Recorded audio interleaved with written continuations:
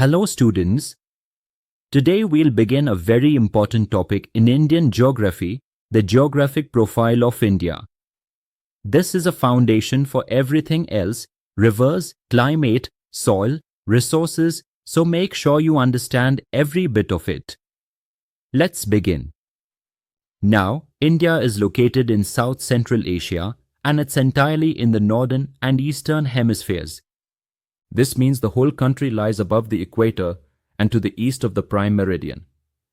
Its latitudinal extent is from 8 degrees 4 minutes north, that's near Kanyakumari, to 37 degrees 6 minutes north up in Ladakh.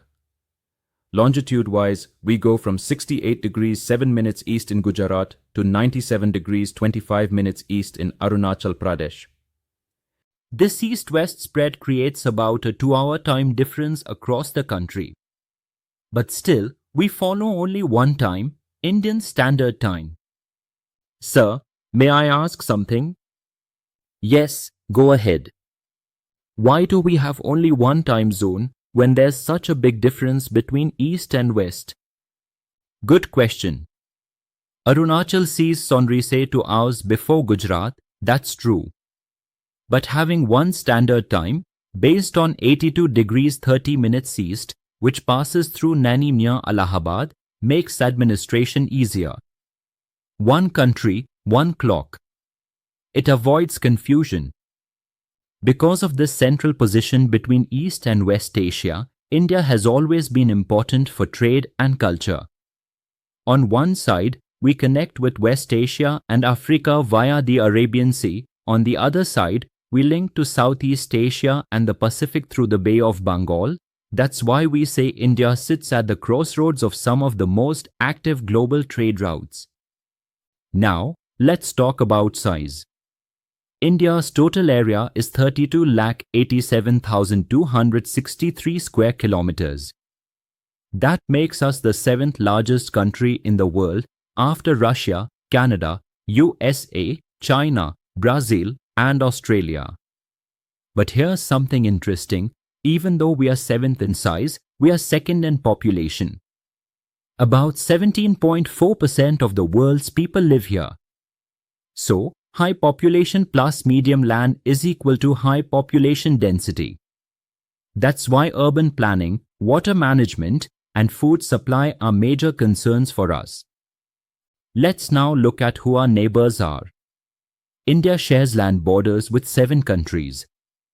Here's how they connect with our states: Pakistan, Jammu and Kashmir, Punjab, Rajasthan, Gujarat, Afghanistan, Jammu and Kashmir, POK region, China, Jammu and Kashmir, Himachal Pradesh, Uttarakhand, Sikkim, Arunachal Pradesh, Nepal, Uttarakhand, Uttar Pradesh, Bihar, West Bengal, Sikkim, Bhutan, Sikkim, West Bengal, Assam, Arunachal Pradesh, Myanmar, Arunachal Pradesh, Nagaland, Manipur, Mizoram, Bangladesh, West Bengal, Meghalaya, Assam, Tripura, Mizoram. These regions often have strategic importance, border disputes, trade posts, and cultural ties.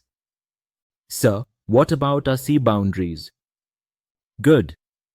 Don't forget, we also have a huge coastline with access to the Arabian Sea on the west and the Bay of Bengal on the east.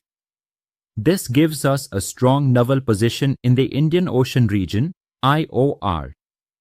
Now, a major latitude, the Tropic of Cancer, passes through India.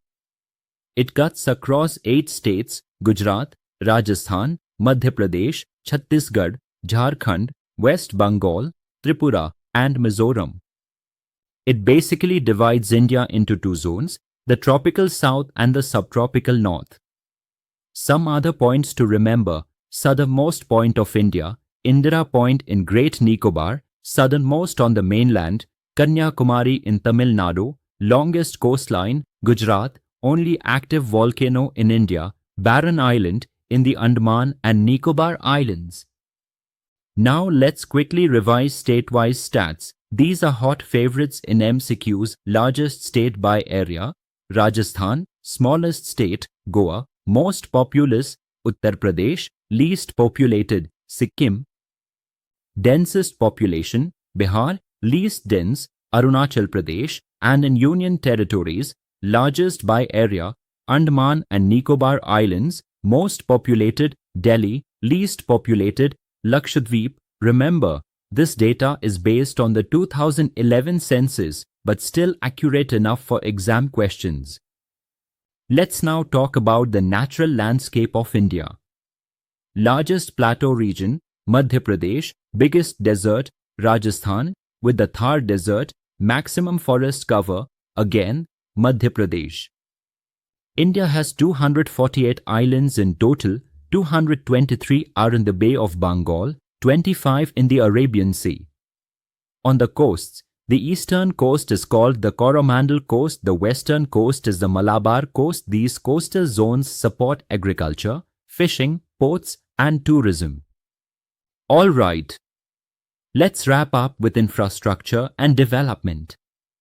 Most urbanized, total population Maharashtra. Least urbanized, percentage Meghalaya. State with highest urban population, Uttar Pradesh. Lowest, Sikkim. Transport facts. Longest national highway, National Highway 44, from Srinagar to Kanyakumari, about 3,745 kilometers. Railways, total track length in India is around 63,273 kilometers. All these systems play a big role in economic growth and national integration.